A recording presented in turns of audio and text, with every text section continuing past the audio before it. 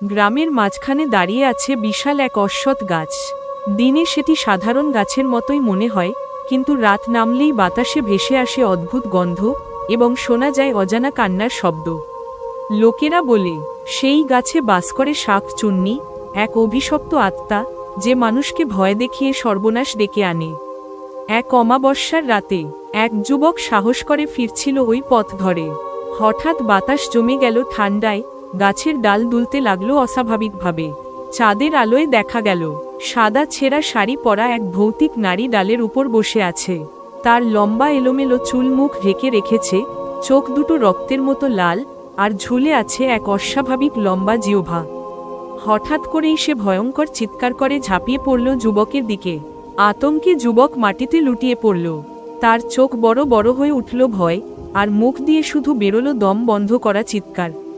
পরদিন সকালে গ্রামের মানুষ খুঁজে পেল সেই যুবককে, গাছের নিচে অচেতন অবস্থায়। তার চুল রাতারাতি সাদা হয়ে গিয়েছিল, আর ঠোঁট কাঁপতে কাঁপতে সে শুধু একটি কথাই বলছিল, আমি শাকচুন্নীকে দেখেছি, আমি শাকচুন্নীকে দেখেছি। তারপর থেকে গ্রামের মানুষ অন্ধকার নামলেই ওই গাছ এড়িয়ে চলে যায়, কারণ সবাই জানে যখন শাকচুন্নী ডালে বসে থাকে তখন মৃত্যু খুব কাছে ঘোরাফেরা করে।